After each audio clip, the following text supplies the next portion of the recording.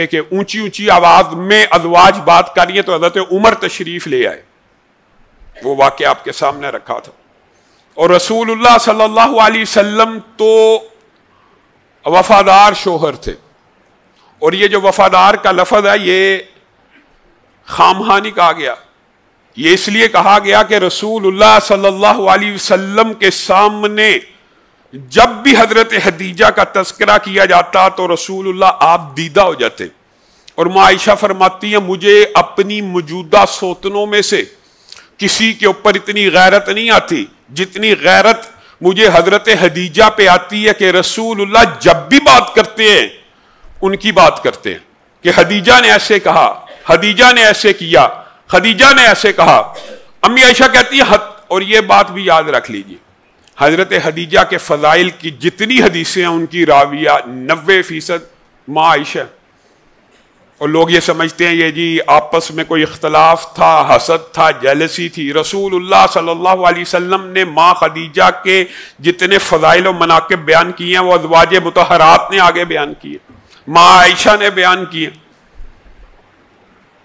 حضرت عائشہ کہتی ہے ایک دن غیرت ایسی آئی تو میں نے کہا اللہ تعالیٰ نے آپ کو اتنی نوجوان اور خوبصورت بیویاں دے دیاں، آپ ابھی بھی اس ادھیڑ عمر عورت کو یاد کرتے. تو رسول اللہ صلی اللہ علیہ وسلم نے کہا عائشہ خاموش ہو جاؤ، تمہیں نہیں پتا وہ کون تھی.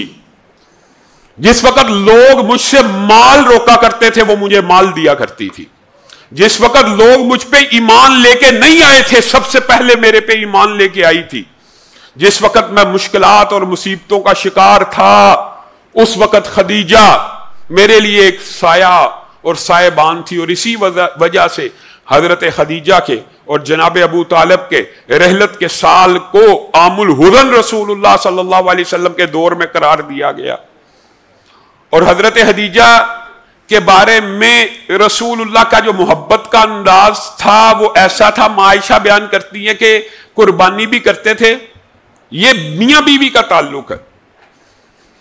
قربانی بھی کرتے تو سب سے پہلے گوشت بیچتے تھے ماں خدیجہ کی سہیلیوں کے گھر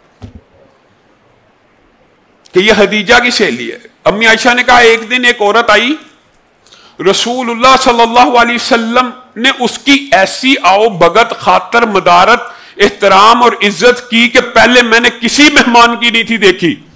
میں نے پوچھ لیا یہ کون ہے؟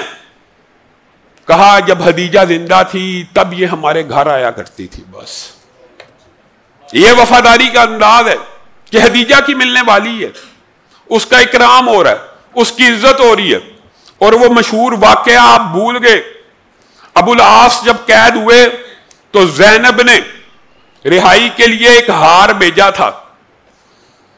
رسول اللہ صلی اللہ علیہ وسلم کی اس دن کفیت ایسی تھی، صحابہ بیان کرتے ہیں کہ رسول اللہ صلی اللہ علیہ وسلم نے جب اس ہار کو پکڑا اپنی آنکھوں کے سامنے کیا تو رسول اللہ کے آنسو ٹپکنا شروع ہو گئے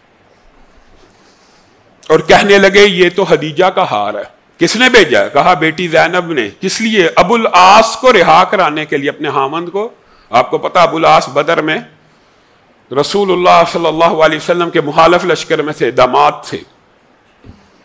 رسول اللہ صلی اللہ علیہ وسلم کی آنکھوں میں جب آنسو اترے تو صحابہ بے چین ہو گئے.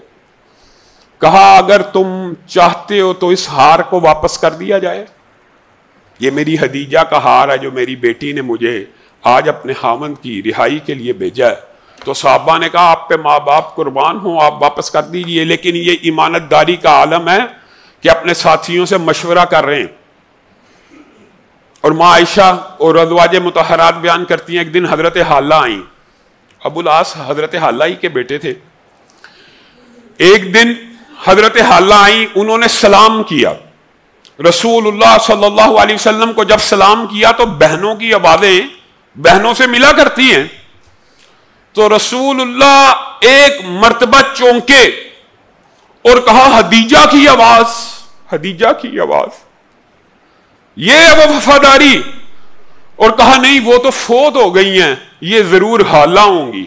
رسول اللہ صلی اللہ علیہ وسلم جب تک خدیجہ زندہ رہی رسول اللہ صلی اللہ علیہ وسلم نے ان کے اکرام میں، ان کی عزت میں کبھی، حالانکہ اجازت موجود تھی دوسری شادی تک نہ کی.